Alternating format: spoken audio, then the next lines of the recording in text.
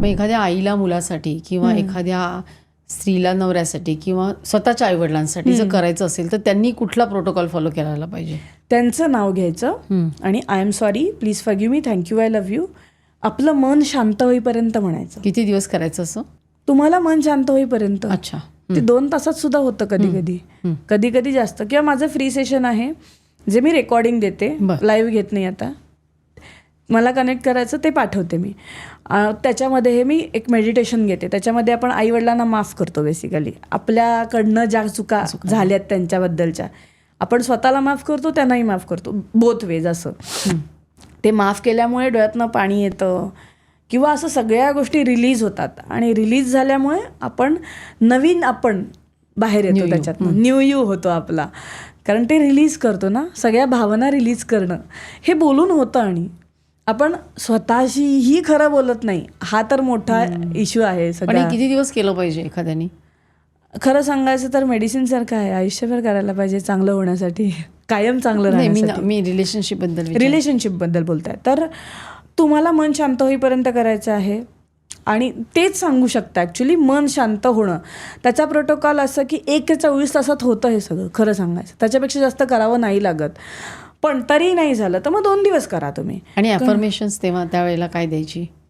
जे पाहिजे ते झालंय. म्हणजे माझा नवरा माझं सगळं ऐकतोय, त्याने मला गिफ्ट दिलंय. माझा नवरा ऐकतोय हे काय अफर्मेशन आहे? दुसऱ्याबद्दल म्हणताय? सगळ्या आपल्या स्त्री प्रेक्षक हे सुरू करतील. होतं पण मी करून बघितलंय. पण कसं होतं तसं हे नाहीये. रोज करून नाही करू रोज नाही करू शकत.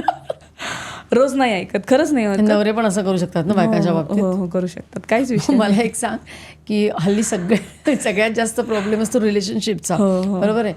तर परफेक्ट पार्टनर हल्ली मुलांना फार असतं, असं पाहिजे तसं पाहिजे, मुलगी अशी पाहिजे, मुलगा असं पाहिजे, मला फ्रीडम पण पाहिजे, स्पेस पण पाहिजे, पण हे पण पाहिजे वगैरे वगैरे. तर आपण असं आपला परफेक्ट पार्टनर हा मॅनिफेस्ट करू शकतो का, की मला हा असा आयडियल पार्टनर पाहिजे आणि तो आता माझ्या समोर यायला पाहिजे, असं होऊ शकतं? होऊ शकतं ना. पण अगेन मी त्याच्यासाठी म्हणते, मी स्वतःसुद्धा पार्टनर अट्रॅक्टच केला आहे. पण माझ्या काय गोष्टी क्लिअर होत्या. माझं त्यावेळेस मला जे ठीक आहे हे होतं त्याप्रमाणे उंची, हाईट, म्हणजे उंची बेसिकली, हाईट सेमच झालं, उंची, बांधा, कलर, त्याच्यानंतर शिक्षण काय पाहिजे, स्वभाव कसा पाहिजे, त्याने काय केलं पाहिजे, काय लिहून ठेवायचं. माझं होतं सगळं लिहिलेलं. आणि फॅमिली केवढी पाहिजे, मोठी पाहिजे का छोटी पाहिजे, आई वडील कसे हवेत किंवा त्यांचं पण काय पाहिजे, म्हणजे इथपर्यंत मी सगळं विचार केलेला होता. आणि एक्झॅक्ट डिक्टो सेम. मग त्याच्यात सगळं येतं असं नाही, कारण त्या मॅच्युरिटीप्रमाणे होतं माझं त्याचा पॅरामीटर्स 25 वर्षाच्या मॅच्युरिटीप्रमाणे होतं. तेव्हा सगळं कळत नसतं, तेव्हा तो परफेक्ट होता. आयुष्यात गोष्टी बदलतात, नंतर ऍडजस्ट करावंच लागतं. पण तो बघायला पॉडकास्ट, त्याला माहिती आहे आता, रोजच ऐकून झालं. त्यामुळे म्हणजे माझं म्हणणं असं होतं, करू शकतो का?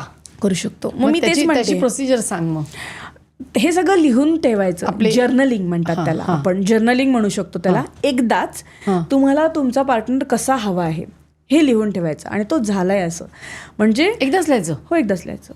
पुढे काय नाही करायचं. भावनांबरोबर लिहायचं. म्हणजे लिहिताना त्या फिलिंग्स असल्या पाहिजे. त्याचं काय करायचं? सरेंडर ठेवायचं. ते तसंच सरेंडर म्हणजे वरच्या युनिव्हर्सला सरेंडर करणं. सरेंडर याचा अर्थ आपण एखाद्या हॉटेलमध्ये बसलोय, डिश मागवली, ती येणारी ही गॅरंटी आहे, त्याला सरेंडर म्हणतात. सो ह्या प्रोसेसमध्ये अशा प्रकारे काम लिहून ठेवायचं सगळं. खरंच येतं, पण तुमच्या फिलिंग स्ट्रॉंग असल्या पाहिजेत त्याच्यासाठी. आणि तिथेच मार खातात आत्ताच्या सिच्युएशनची. आणि बऱ्याच काही गोष्टी आहेत, म्हणजे मी म्हणूनच विचारलं. नाही, आत्ताच्या सिच्युएशनमध्ये प्रत्येक सिच्युएशनला वेगवेगळ्या नावे आहेत बेसिकली. मी जेनझीबद्दल, म्हणजे मी त्यांच्याशी जेव्हा बोलते तेव्हा मीच ओल्ड जनरेशन झाला असं मला कधी कधी वाटायला लागतं. की किती प्रकारचे रिलेशनशिप असतात, ह्याचे प्रकारच वाढलेत सध्या. सो ती एक ना, मे बी आतून सुद्धा हे असलं पाहिजे की मी पण ओल्ड स्कूल वाटायला लागलं मला स्वतःला सुद्धा, की आम्हाला असं नव्हतं एकच नवरा असतो आणि त्याच्याबरोबर ॲडजस्ट करायचं असतं, हे आईने सांगितलं होतं. आता तसं नाही राहिलंय लोकांच्या विचारांमध्ये नाही. कारण तुम्ही कितीही नवरे बदला, पॅटर्न जर असेल ना तर तेच होणार आहे परत. हा विषय होतच नाही. बॉयफ्रेंड बदला. हो, नाही, आता नवरे सुद्धा बदलतात. अहो, माझ्या समोर येतात अशी एक्झाम्पल, म्हणून म्हणते. डिवोर्सवर डिवोर्स, 3 लग्न करून परत डिवोर्स होतात. पण त्यांचे ते पॅटर्न्स पॅटर्न्स पण मग आहेत ते तुझ्या मॅनिफेस्टेशननी पॅटर्न ब्रेक होतात ब्रेक का? होतात. हो काय करतेस मग तू अशा वेळेला? कारण हे खूप वाईट आहे ना, म्हणजे असं. हो, वाईट आहे सगळं, पण कार्मिक पण आहे काही पण याच्यामध्ये. मग कार्मिक कसे काय ब्रेक होणार मॅनिफेस्टेशननी? नाही, कार्मिक ब्रेक होतं असं नाही म्हणत आहे मी. कार्मिक पॅटर्न्स असतात काही, ते आपण फॉरगिव्हनेसने एंड करू शकतो.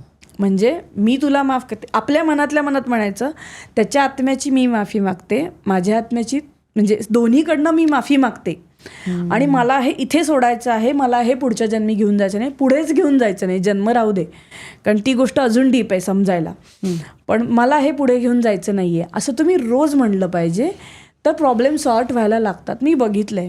पण मग मागच्या जन्मीचे आपण कधी कधी म्हणतो ना की मागच्या जन्मीचं राहिलेलं या जन्मात आपण पुरं करायला आलेलो असतो, तरी पण मग हे ब्रेक होतं का? होतं ना, पूर्ण करायला आलेलो असतो खरं, पण पेशन्स पण तेवढाच लागतो. सगळ्या रिलेशनशिपमध्ये कार्मिक असतं, मेजर, म्हणजे सगळ्या असं नाही म्हणणार मी, पण मेजॉरिटीमध्ये. ही क्लिप शेवटपर्यंत बघितल्याबद्दल खूप खूप धन्यवाद. संपूर्ण एपिसोड बघण्यासाठी खाली दिलेल्या लिंकवर क्लिक करा आणि सर्व काही चॅनलला सबस्क्राईब करायला विसरू नका.